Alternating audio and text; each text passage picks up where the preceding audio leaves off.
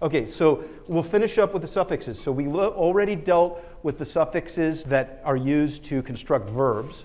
Okay, the ate, okay, the phi are the most important, and then the eyes. Okay, then we got to the noun suffixes, you'll remember.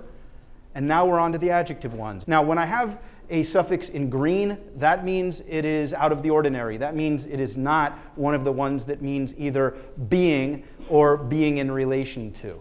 Okay, you'll remember that stuff. So in this case, able means able. We good? So portable, when you talk about something being portable, it means you can carry it. And yes, port is one of the roots that we're going to isolate later in the semester. Okay, we're going to learn a bunch of words from it. So it won't waste your brain cells not that it ever does, but you get my point. It's good to learn this stuff now. So that's what I try to do. By the way, I try to limit the random roots that are connected to these prefixes and suffixes that we're learning to ones that we're going to be learning later anyway. Okay, I try that. It's not always successful, but I do my best. Okay, so something portable literally means carryable. And as you will learn later in the semester, there are two main verbs coming from Latin that mean carry. One is fairly neutral, this one, port, meaning carry, as in the physical act of carrying something. And then there's one fair that we'll get later on, such as fertile, carrying things, bearing, fruit bearing or whatever. Then that's a little more loaded emotionally with the idea of carrying or bearing in the sense of tolerating or dealing with or something like that. Okay, so portable means carryable, and so that's a good word to learn able, the suffix able from. Okay, all is not green but yellow. So the yellow ones coming up are going to, like before, all be the being ones. Okay, so being in relation to seeing. Now, what do I mean by that? When something is visual, it's not being seeing, right? It's not seeing itself. It means it has to do with seeing. And that's, again, like I said before, the distinction between simple being and then being in relation to, okay? So when something is visual, it has to do with being. Okay, that's what being in relation to means. Okay, so when you have the all at the end, and that comes from Latin allis. Okay, so when something's visual, it has to do with seeing. Now here's an interesting distinction to make. The suffix for an adjective in, such as golden, which means made of gold or being gold. When something is golden, it doesn't mean having to do with gold. It means it is gold, at least in the sense of the color gold. Okay, it doesn't necessarily mean it's made of gold, but you get my. It's golden. It is gold in the sense that it is the golden color, and maybe even the gold color, and maybe even is gold itself. Now we need to distinguish between that en ending for these adjectival suffixes. Okay, adjectival is just a fancy adjective for adjective. From this, the n that means make, and so when you make something gold. This is not a good example, really, because we don't talk about goldening something, okay? But you do bolden something, right? When you talk about something bold. But the problem is something bold is not bolden. See what I mean? So I couldn't find one that served the purpose of distinguishing clearly between these, but get the point, okay? Golden means made of gold, or at least the gold color, whereas when you blank in something in a verbal sense, when we're talking about a verb, such as bolden or embolden, that's a verb. Okay, so don't confuse those. Do you get it, you guys? So something is golden, but then we embolden something. Or embolden someone. If you think of bold meaning courageous, right? You embolden someone. Okay, so ease, Chinese, Japanese, any of the eases, okay? That means coming from, and that's why it's green, because that's unusual, because it doesn't mean being or being in relation to.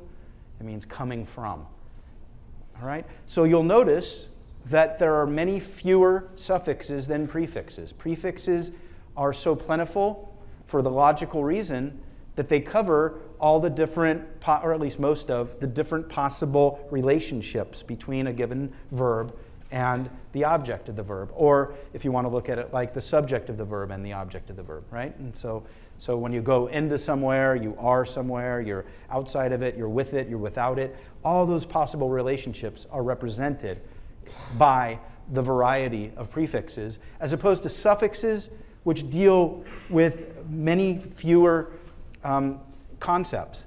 It's either being something, being in relation to something, and in the case of the verbal suffixes, doing something or making something. Okay, and as well as being, right? Okay, full, wonderful, plentiful. Not surprisingly, it means full. So that's easy. Now, the reason why I'm giving you this one is because we will encounter it when we deal with meanings of Latin and Greek words, but it does come from the German, okay, the German side of English, which really means Anglo-Saxon, full. Now, why do I give you this, even though it's a class called Greek and Latin? Because you'll notice on the right column there, that is the Cambridge Dictionary's list of the most important of the adjectival suffixes. And yeah, every once in a while, some of them are German. But so few of them compared to the Greek and the Latin that I wanted to respect your intelligence enough to not leave them out and pretend they don't exist, but rather say, hey, yeah, every once in a while there's a really, really important one in English that comes from the German side of English, as well as from the Greek and the Latin, okay? So there's that one. Now, why is it not hilfvoll? Why is it hilfreich? Why I asked that, because in German, hilfreich means helpful, but full is full. So why is it not hilfvoll? Okay, it just isn't. Okay, we encountered that before, and we will keep on doing that. I'll keep asking you, why is it not this? Why is it not that? Because I want you to notice how interchangeable these endings are. Okay. This comes from both Greek and Latin. Ekos and ekus is an ending that means being, in relation to, having to do with. Okay, just like o in visual. And that's why I ask why the word poetic in English is not poetal. Might as well be. Logically, it could very well have been poetal. It just isn't. All right, now this is a good one because in you guys, especially in your generation, I notice, this is a big one, this whole ish thing. It means like, okay? And so it's from ischus in Latin, but then before that in iskos in Greek, and it means like, okay? So childish means childlike, and so that those parents are good parents. They're playing with their kid and making them feel at home and, and having a good time, so being like a child. And of course, that can also be used pejoratively, depending on the context. You're being childish in a mean way as opposed to a funny way. But then check this out. We say this all the time. Hey, when do you want to meet? Oh, 5 o'clock-ish.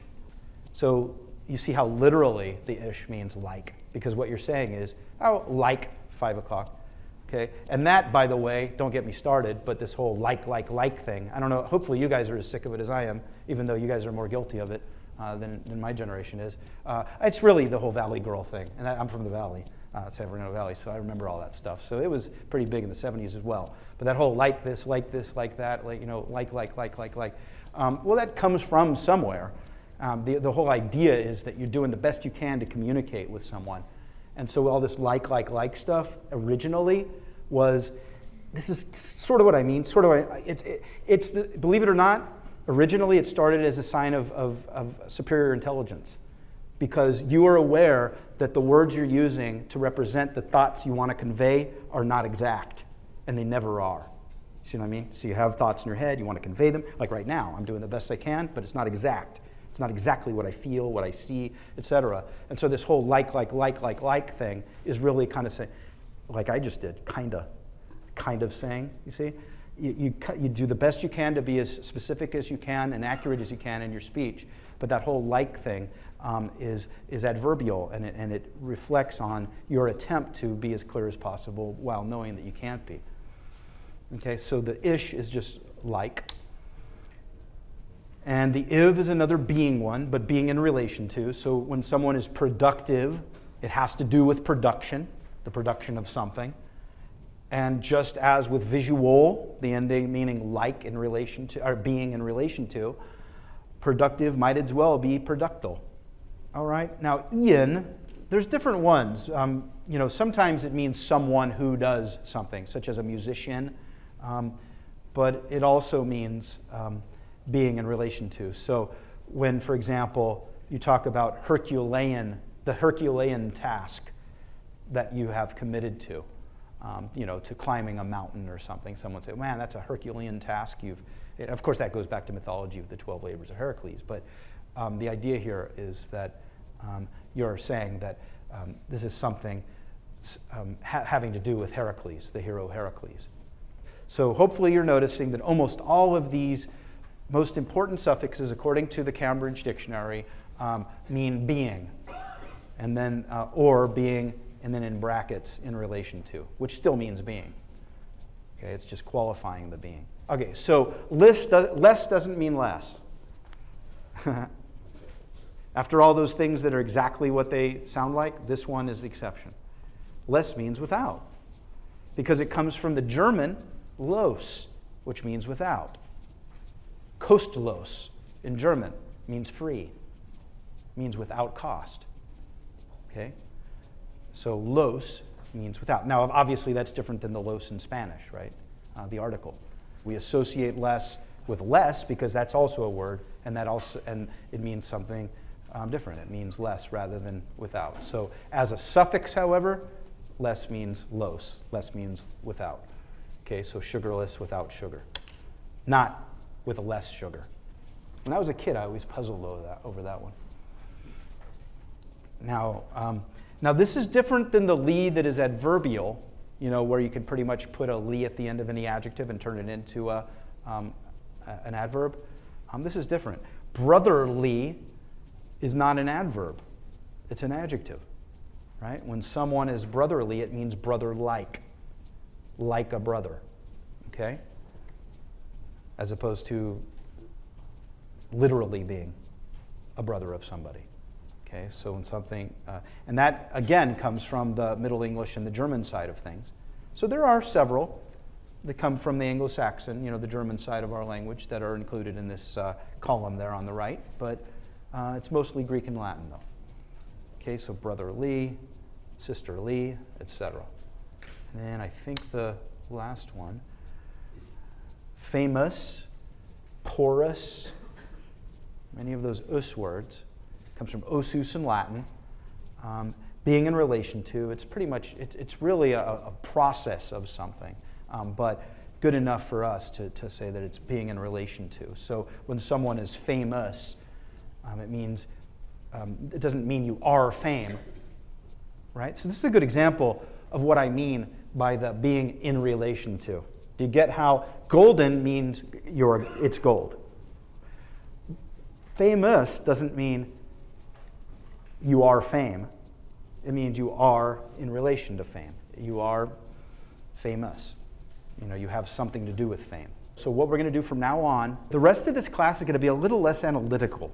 Okay, the first few days with all that stuff about language and what language means, this and that, it's going to be pretty straightforward. I'm going to give you roots, and then I'm going to give you a bunch of words that come from the roots and do the best I can to help you understand how that one root becomes all those different words. And sometimes there's some really interesting insights that you gain from those relationships.